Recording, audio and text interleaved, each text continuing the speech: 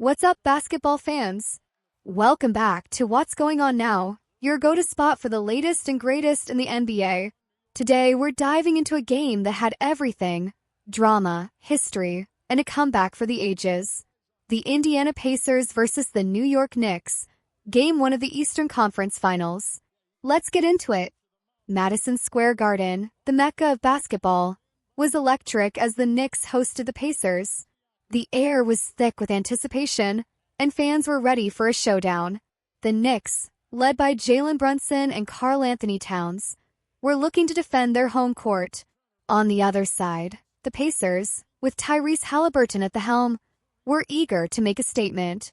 The game started with both teams trading blows, but as the fourth quarter progressed, the Knicks seemed to have it in the bag. With just under 3 minutes left, they held a commanding 14-point lead. Fans were already celebrating, thinking Game 1 was theirs. But then the unthinkable happened. The Pacers ignited a furious comeback. Led by Nesmith, who was unconscious from beyond the arc. Nesmith drained 5 three-pointers in the final minutes, cutting the deficit and giving the Pacers a fighting chance.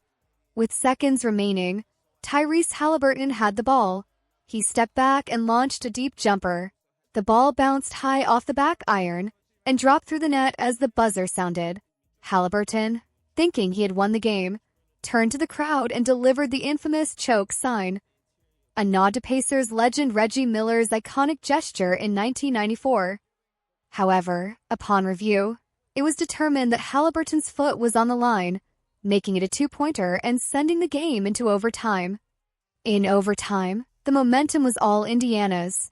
Andrew Nembhard stepped up, scoring crucial points, including a go-ahead layup.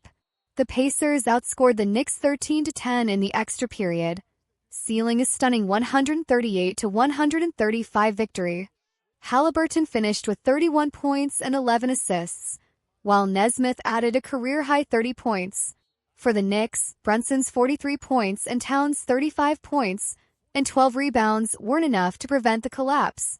This game wasn't just a thriller, it was historic. The Knicks became the first team in NBA playoff history to lose a game when leading by 14 points with under 3 minutes remaining. Previously, teams were 994-0 in such situations. And Haliburton's choke sign? That was a direct callback to Reggie Miller's taunt towards Knicks superfan Spike Lee during the 1994 Eastern Conference Finals. The rivalry between these two teams just got reignited in a big way. After the game, Haliburton celebrated with his longtime girlfriend, Jade Jones, sharing the emotional moment on social media. He also addressed the choke sign in his post-game interview, saying he thought the shot was a three-pointer and that it felt right in the moment. Meanwhile, the Knicks were left to ponder what went wrong.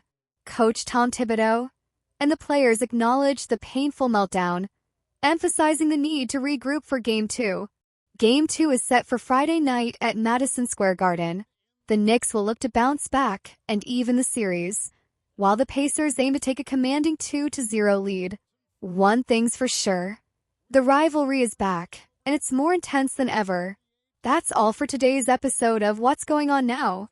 If you enjoyed this breakdown, don't forget to like, subscribe, and hit that notification bell so you never miss an update. Drop your thoughts in the comments. Can the Knicks recover, or will the Pacers continue their dominance? Until next time, keep your eyes on the court and your hearts in the game.